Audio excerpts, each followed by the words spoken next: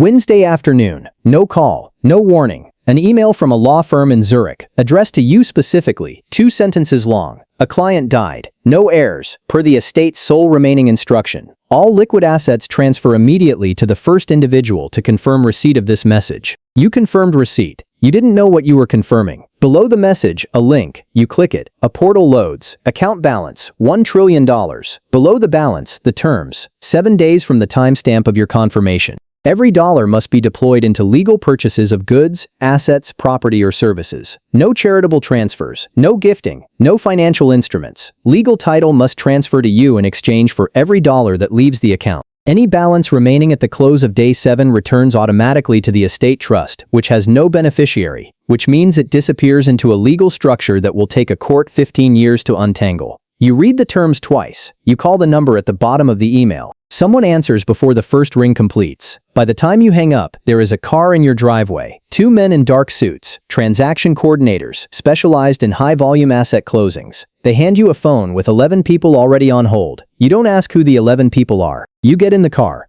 The account accrues $136 million in interest for every day you don't move it. The clock is running. First instinct, property. It's always property. Your coordinators patch in brokers across 40 markets within the hour. Manhattan, Beverly Hills, Malibu, Mayfair, a waterfront compound in Palm Beach that has changed hands twice in the last century, a chateau in Burgundy that comes with the vineyards attached, a private island cluster off the Seychelles coast with its own airstrip and a desalination plant that serves the main house. You sign contracts in sequence. The broker reads the address and the price. You confirm. Next. The desensitization sets in around the 19th property. By the 30th, you can't recall what the first one looked like. One of the coordinators mentions you now need a property management company to handle what you've acquired. You tell him to buy one. He makes a call. Within 90 minutes, you own 3 of them. Luxury goods. A private sales contact at a major watch house who deals in pieces that never reach public auction. You work through his current inventory in under an hour. 47 references, 3 of which exist in single-digit quantities globally.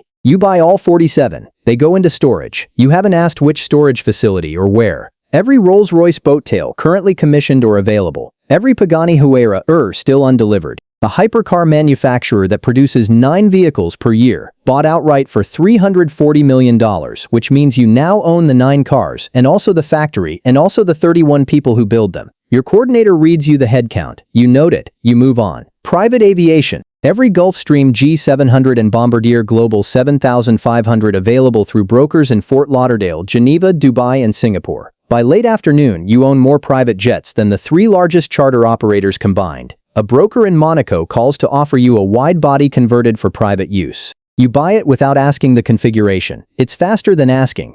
51 super yachts, Monaco, Miami, the Maldives, 3 Mediterranean staging ports. Your assistant reads the combined crew requirement, roughly 5,200 people. You have become, without intending to, a maritime employer of significant scale. That problem has no solution that closes in 7 days. You tell someone to begin hiring and move on. End of day 1, $22 billion spent, $978 billion remaining. Interest accrued since confirmation, $136 million. You earned, while buying $22 billion in assets, enough money to buy a meaningful fraction of what you just bought. Prit. Day 2. You stop buying things people want. You start buying things the world uses. Farmland. Iowa, Nebraska, Kansas, Illinois. Institutional-grade agricultural holdings that trade through private brokers at prices that move fast when a buyer with this kind of capital appears. By early afternoon, you are the effective owner of cultivated acreage roughly the size of a small European country. The transactions close because farmland has clear title, willing sellers, and no regulatory review requirements beyond standard deed transfers. It is the fastest category of real asset you will find at scale. Water rights follow. California, Arizona, Colorado. Agricultural water rights attached to the land you've already acquired, plus additional appropriations held by private water companies operating between municipal supply systems and end users. One of your coordinators mentions that water rights in these states require separate adjudication processes that can take months. You tell him to begin every process simultaneously and continue buying. You will own the infrastructure while the rights work their way through the process. He flags this as a legal gray area. You tell him you now employ enough lawyers to fill a gray area. Gold. You call a commodities desk and tell them you want $60 billion in physical bars. The desk goes quiet for several seconds. Then, that's approximately 18% of annual global mine production. You tell them to proceed. The price moves 7% while your orders execute over the following 6 hours. Every person on Earth who already held gold became marginally wealthier because of a decision you made on a Wednesday afternoon. Silver, platinum, palladium. You work through the physical precious metals market methodically. Silver is the logistical problem. $1 billion in gold fits in a space roughly the size of a large closet. $1 billion in silver requires a warehouse. You are buying $12 billion in silver. Your coordinator begins acquiring warehouse space to store the metal you are buying to spend money you need to spend. The warehouse acquisition costs money, which technically helps. Art, a private dealer who moves work that doesn't reach public auction. Not because the work is inferior, because the buyers and sellers prefer not to appear on a public record. You sit through a viewing for 40 minutes. You buy 31 pieces not because the other 14 aren't significant, but because your advisor says these 31 have the cleanest provenance documentation and the fastest title transfer times. You are not collecting. You are clearing a closing checklist. End of day 2. $131 billion spent. $869 billion remaining. The gap is not closing the way it needs to. Day 3. You go bigger. Utilities, not municipal systems. Those have public ownership structures and transfer timelines measured in months. Private utility operators, independent power producers who generate and sell through the grid without direct municipal entanglement. Natural gas peaker plants in Texas. Solar generation portfolios across California and Nevada. Wind assets spread through the Midwest. You acquire 14 independent power companies across a single afternoon. Combined generating capacity makes you on paper one of the larger private power producers in the United States. You are not in the energy business. You are in the business of running out of time. Winnensdlecke data infrastructure. Data centers move fast. Private colocation operators. Hyperscale facilities under development. A portfolio of edge computing nodes distributed across secondary markets. You buy a company that owns and operates 38 data centers in North America and Europe. Then a second company that lays and maintains subsea cable systems, including a vessel specifically built for repair operations in deep Atlantic waters. The vessel costs $380 million to build and takes 4 years. You now own a ship designed to fix the internet. You haven't asked where it is currently positioned. Timber. Manage timberland in the Pacific Northwest and in British Columbia, not the trees specifically. The land, the management rights, and the harvest schedules attached to it. Timberland trades like a financial asset, but titles like real property. It closes. Several 100,000 acres close in a single session through a REIT liquidation that your team identified at 3 in the morning on day 2. Ports. Private terminal operators, not the ports themselves. The companies that hold long-term lease agreements to operate berths, container facilities, and cargo handling equipment within major ports. These aren't government assets. They're private concessions that can be sold. You identify 4 such operators in secondary and tertiary ports across the Gulf Coast and the East Coast. You buy all 4. You now control cargo handling operations at 11 berths spread across 7 ports. Your coordinator reads you the combined annual throughput in 20-foot equivalent units. It is a large number. You don't know what a 20-foot equivalent unit is. You tell him to move on. Satellite launch insurance. A specialized Lloyd's of London syndicate that underwrites launch risk for commercial space operators. It's a small market. The entire annual premium pool for commercial launch insurance globally is under $3 billion. You buy the syndicate outright for $1.4 billion.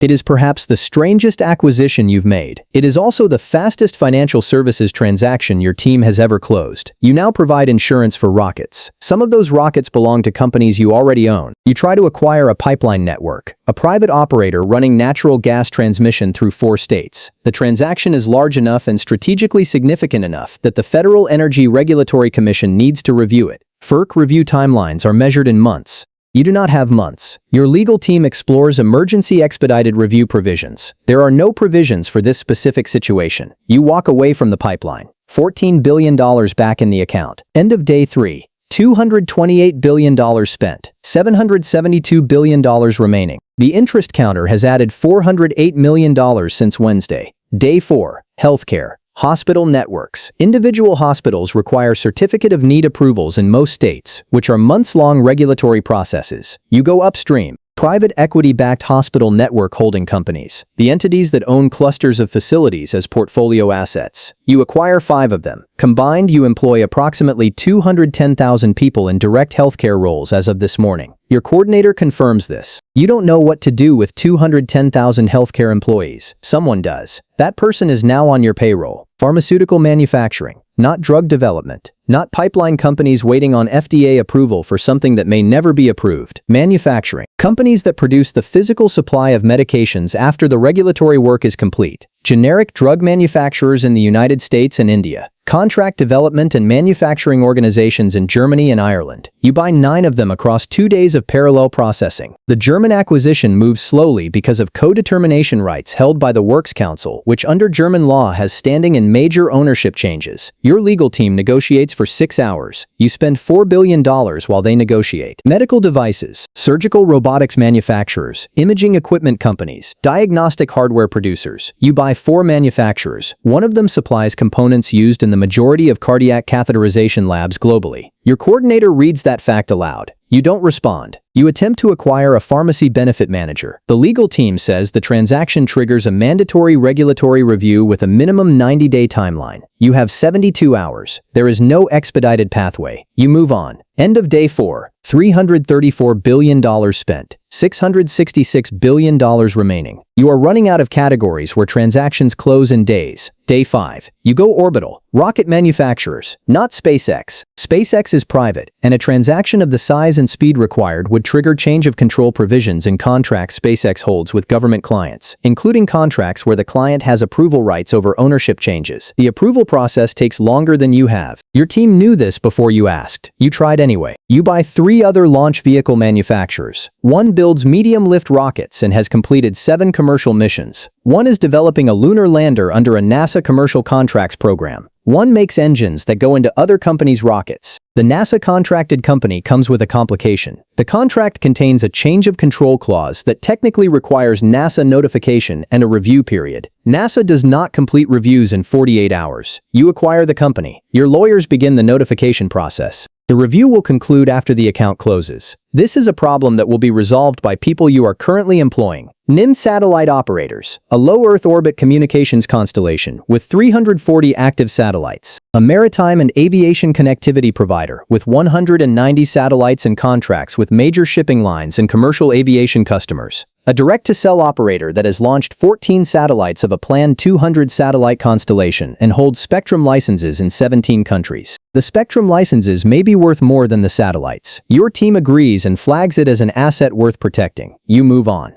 You attempt to acquire a defense contractor, a Tier 2 supplier to major defense primes, building subsystems for aircraft and missile programs. The transaction goes to CFIUS review within 4 hours of your offer becoming known. The Committee on Foreign Investment in the United States does not move in 4 hours or 4 days on transactions involving defense supply chains. The offer is not rejected, it is frozen. Frozen transactions do not close. You withdraw. You buy mining rights claims on the lunar surface from a company that holds them under the U.S. Commercial Space Launch Competitiveness Act of 2015. Whether those rights constitute actual property under international law is an open question. Several countries say no. You buy the company anyway. $900 million.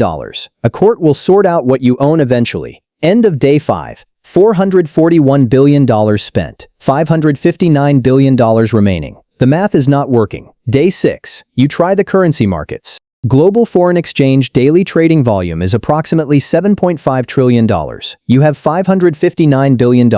You can make meaningful directional positions, but you cannot move the market the way you move the gold market. You build large, long positions in the Swiss franc, the Singapore dollar, and the Japanese yen. The positions are enormous by any institutional standard and unremarkable by Forex market standards. They execute cleanly. By end of session, one position is up slightly. 2 are flat. You have deployed $95 billion into currency positions that are technically financial instruments. Your Zurich legal team calls. The terms of the estate transfer specified no financial instruments. A spot currency position may constitute a financial instrument, depending on the jurisdiction, the instrument structure, and which lawyer you ask. You spend 40 minutes on the call. The answer is inconclusive. You unwind the positions. $95 billion returns to the account. You lost most of an afternoon. Commodities, physical delivery only. No futures, no options, no derivatives. You call the same desk that handled your gold and instruct them to begin executing across every liquid physical commodity market: copper, nickel, cobalt, lithium carbonate. Your team identifies the 4 largest non-Chinese rare earth producers operating outside of China and submits cash acquisition offers simultaneously. 3 accept.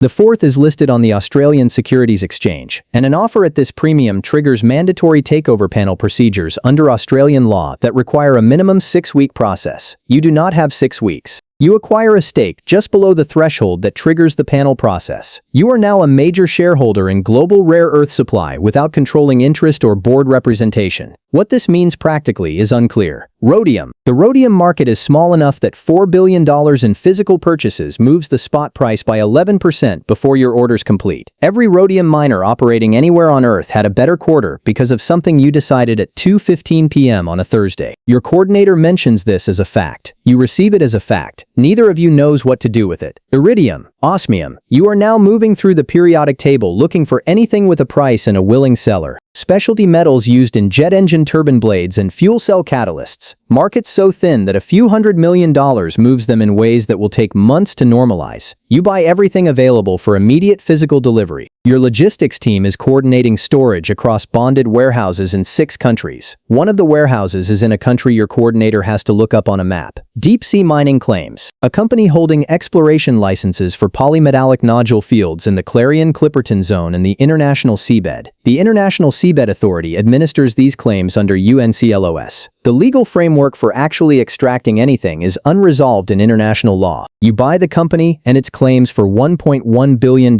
Whether you own anything that can be extracted is a question that several international bodies are currently arguing about. The argument will continue after the account closes. Whiskey. Entire bonded warehouse inventories from 7 Scottish distilleries, not the distilleries, the maturing stock. Casks aging under bond, some of them filled in years when the people who filled them are now dead. The oldest cask on the manifest was laid down in 1958. You sign for it with the same speed and the same administrative affect as everything else on the list. 66 years of aging, 11 minutes to acquire. End of day 6, $573 billion spent. $427 billion remaining. 24 hours. Day 7. Your team has been running parallel tracks since midnight. Every category of physical asset with documented fast transfer capability. The list is long and grows stranger as you move down it. Vintage wine, major auction house consignment holdings, estate seller liquidations, 3 Burgundy domain sellers offered in their entirety by sellers who had been waiting for a buyer with this kind of capital and this kind of urgency. You buy everything reachable. $2.4 billion. The wine goes into bonded storage in London, Hong Kong, and New Jersey. One of your coordinators sends you a spreadsheet with the appellations broken out by region and vintage. You close it without opening it fully. Rare books and manuscripts. A specialist dealer in London who has spent 30 years acquiring material that doesn't go to public auction because the sellers don't want the attention and the buyers don't want competition. First editions, illuminated manuscripts, original correspondence from figures dead for centuries. You buy his entire current inventory plus 3 private collections he can reach before end of business. $480 million. The oldest object you now own is an 11th century liturgical document in a language you cannot read. Pharmaceutical raw material stockpiles. Active pharmaceutical ingredients held in private warehouses by manufacturers carrying excess inventory. The strategic reserves that drug makers hold against supply disruption. Your team contacts 12 companies. 7 have inventory available for immediate sale. You buy all 7 stockpiles. It closes fast because it's warehouse inventory, not a corporate acquisition. Nobody needs a board meeting to sell a warehouse.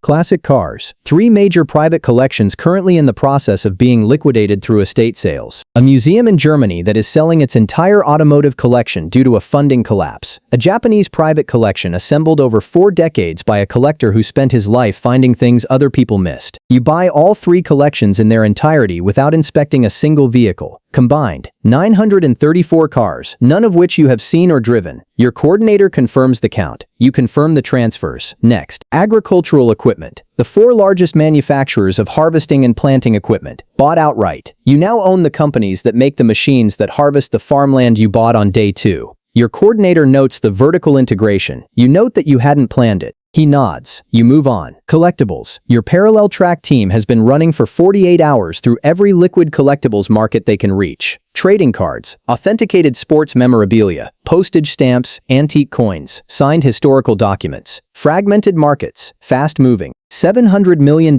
clears through these categories in an afternoon without attracting significant attention from anyone. Last hour, your coordinators are on every available line. The account is carrying $134 billion with 58 minutes remaining. A final sweep of real estate markets you haven't reached. Seoul, Sao Paulo, Cape Town, Jakarta, Nairobi. 6 markets. Brokers are standing by in all 6. 4 transactions complete before the window closes. 2 are mid-signature when the timer expires. End of day 7. $866 billion spent. $134 billion remaining. The account closes. The remaining $134 billion transfers back to the estate trust with no beneficiary. No one receives it. It enters a legal structure that will take a decade to resolve. Lawyers will bill against it for years. Some of them will retire on those fees. Interest accrued across the full 7 days. $952 million.